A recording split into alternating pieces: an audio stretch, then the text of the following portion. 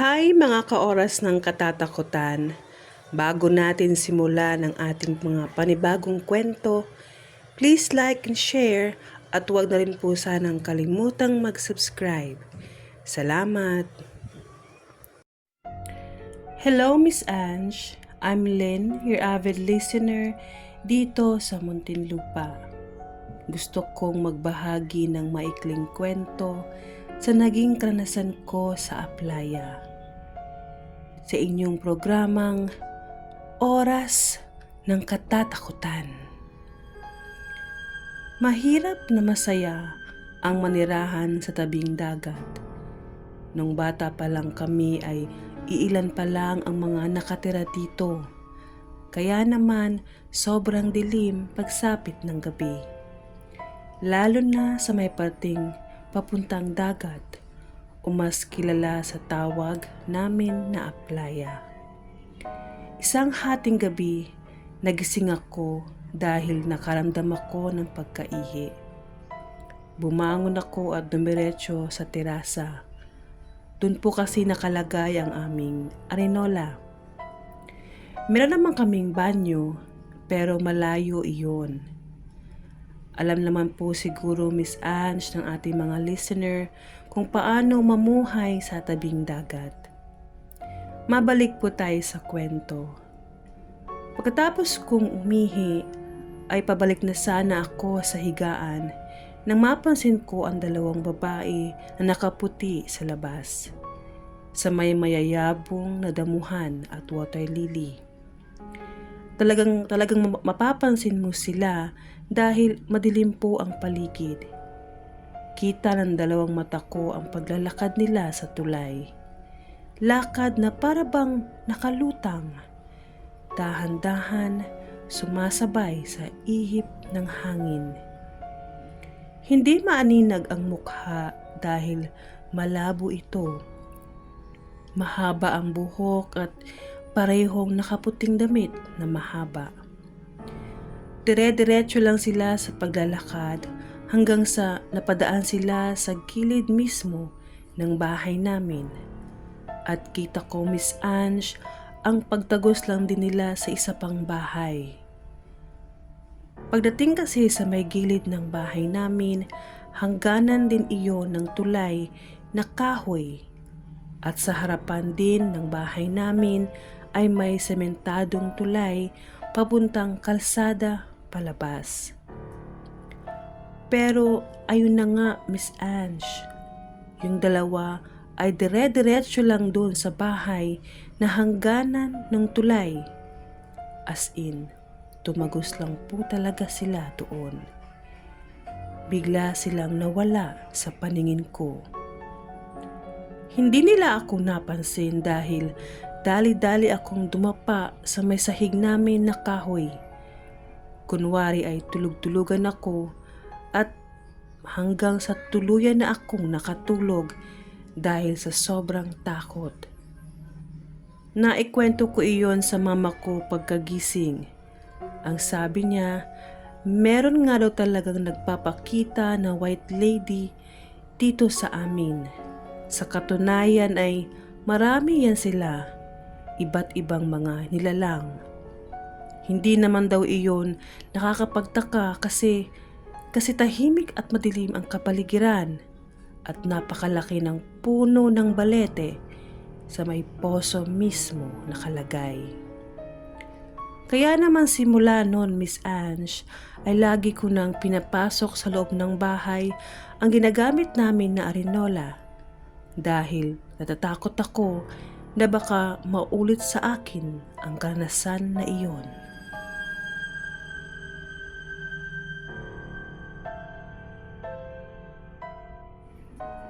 Tawagin niyo na lang po akong Jet Miss Ange. Nakatira ngayon dito sa Aplaya. Ipinanganak ako sa Bicol, pero 7 taon ako nung lumipat kami dito sa Maynila. At dito nga po kami napadpad sa Kupang. Hindi ko makakalimutan ng isang karanasan nung kabataan ko. Nasa edad 10 ako nung pinagalitan at napalo kami ni tatay dahil naabutan niya kami ni Jeff, kapatid kong lalaki na sumunod sa akin ng edad. Pinag-awayan namin ng isang laruan. Sa inis ni tatay ay pinatulog niya kaming dalawa sa baba ng bahay. Maliit lang po ang kwartong iyon, tulugan lang talaga. May papag ito na gawa sa kawayan, ang mga dingding ay gawa din sa kawayan, pati ang pinto. Kapag kasi mainit sa umaga, yung tipong tirik na tirik ang araw, ay doon kami natutulog at sumisilong. Kinagabihan ay doon na nga po kami pinatulog ni tatay. Magkatabi kami kahit magkagalit. Gasera lang ang gamit namin noon, pero pinatay ko nung matutulog na kami. Kaya sobrang dilim talaga ng paligid, Miss Ange. Mahimbing na ako natutulog nung namalayan kong ginigising ako ni Jeff. Ang lakas ng pagkayugyug niya sa akin. Sabi niya, Kuya! Kuya! Kuya, gumising ka! May tao yata sa paanan natin. Kahit ako, Miss Ange, pagdilat ko, talagang nagulat at natakot din ako. Ikaw ba naman makakita sa mismong harapan mo ng isang pari na pugot ang ulo? Bitbit niya ang kanyang dugoang ulo paharap sa amin. Tapos may kasama siyang isang madre. Walang mukha, blanko lang. Hindi iyon isang panaginip o namamalikmata lang ako, Miss Ange, dahil totoong-totoo ito sa aming paningin. Sa sobrang takot, mabilis kaming nakatakbo ng kapatid ko paakyat sa taas. Halos masira na yung pinto sa lakas ng katok namin. Kinabukasan, nung maikwento namin sa magulang namin ang nangyari, ay tawa lang po ang sagot nila. Sabi ni tatay, Ano, uulit pa ba kayong mag-aaway? Subukan yung hindi ulit magkaintindihan at may paglalagyan talaga kayo.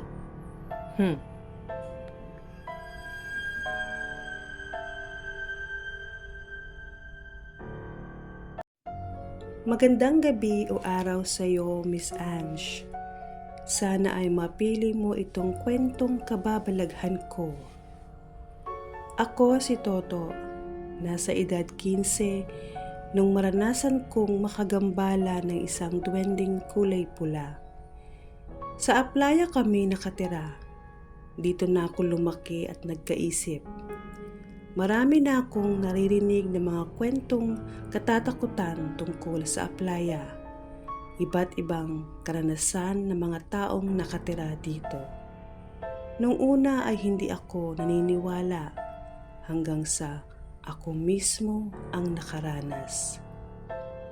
Katanghaliang tapat, biglang nagyaya ang isa kong kabarkada na maligo kami sa dagat. Katirikan kasi ng araw noon, Miss Ange. Agad naman po akong pumayag at nagunahan nga kaming tumakbo papuntang dagat. Malakas na tawanan at sigawan. Sinabi ko sa barkada ko na dito kami dumaan sa may shortcut para mas mabilis kaming makarating. Kaya lang sobrang madamo at maraming puno ng kawayan na nakatanim. Sumang-ayon naman siya. Kaya lang dapat daw kami magsabi ng tabi-tabi po kapag dadaan kami para iwas lang kung sakaling makapinsala kami ng hindi tao. Medyo naniniwala kasi siya sa mga ganun, Miss Ange. Tinawanan ko lang siya kasi sabi ko, nagpapaniwala ka sa mga ganun, kalokohan. Hindi na siya sumagot pa, Miss Ange. Nauna na siyang maglakad, tapos sumunod ako. Habang nakasunod ako sa kanya, ay pinalo-palo ko ang katawan ng kawayan. Yun bang parang nakikipaglaban ako gamit ang sandata. Lahat ng madaanan ko na kawayan ay ganoon ang ginagawa ko. Hampas dito, hampas doon. Gamit ang hawak kong pamalo. Saway ng saway ang kabarkada ko sa akin pero hindi ako nakikinig. Hanggang sa makarating kami sa aming destinasyon. Masaya naman ang maghapon ko ng araw na iyon, Miss Ange. Pero kinaumagahan, paggising ko, sobrang sakit ng katawan ko. Tapos hinang-hina ako. Pinilit kong bumangon at maglakad papuntang lababo. Nang bigla akong napaupo ulit.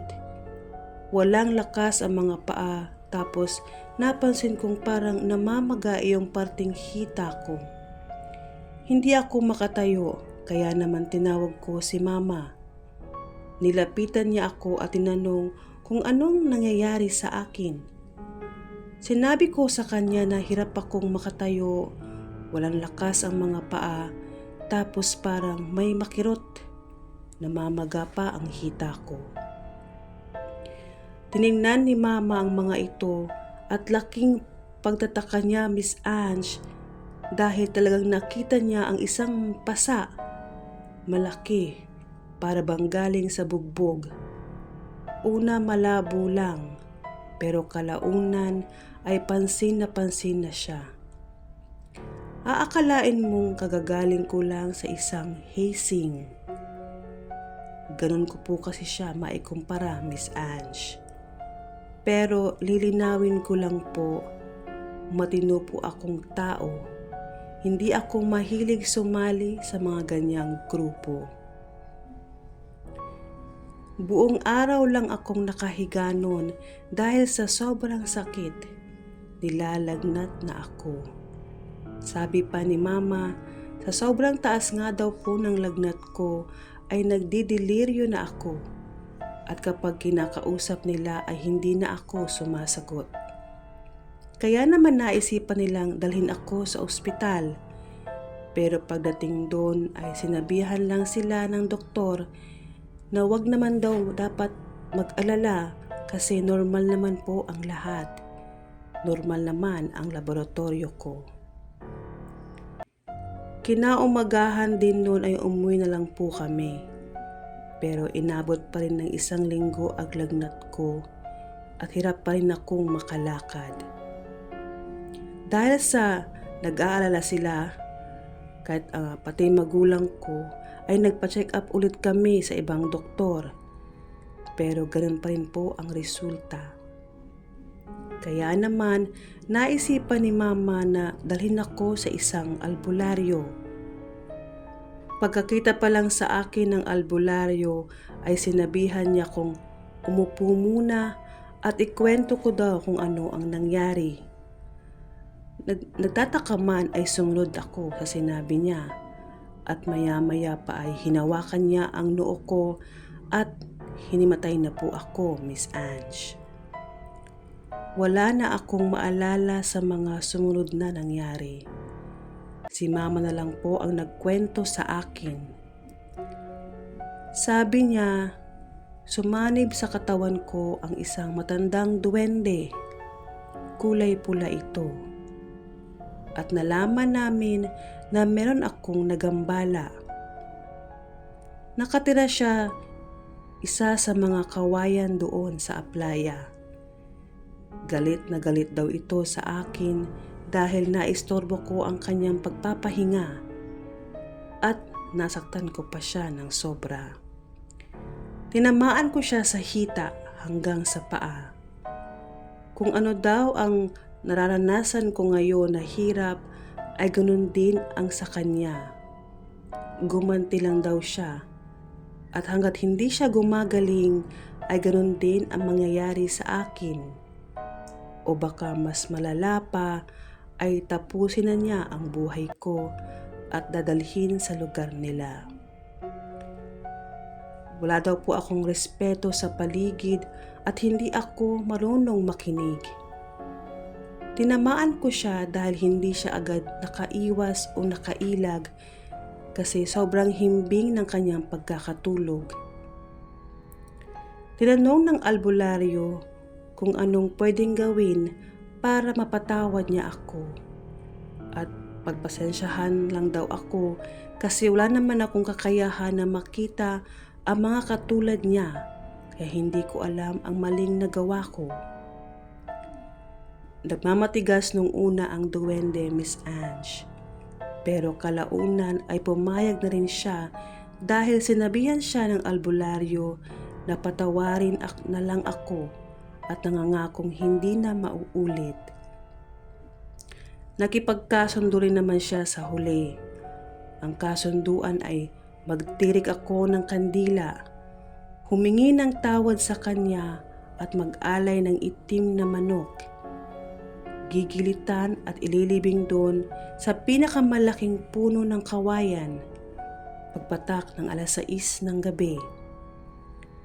Agad-agad pong naghanap ng itim na manok ang mga magulang ko at sa tulong ng albularyo ay ginawa na namin ang ritual.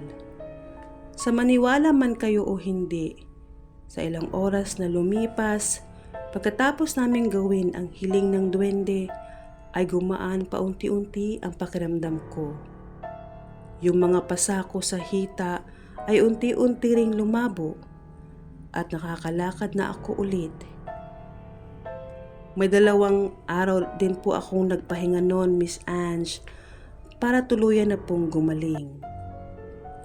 Simula nung nangyari na iyon, ay naging nature lover na po ako. Palagi na akong nagsasabi ng tabi-tabi po sa bawat lugar na mapuntahan ko. Hanggang dito na lamang po, Miss Ange. Maraming salamat sa pagbasa nitong aking karanasan. Hindi man gaanong nakakatakot, pero may aral namang makukuha.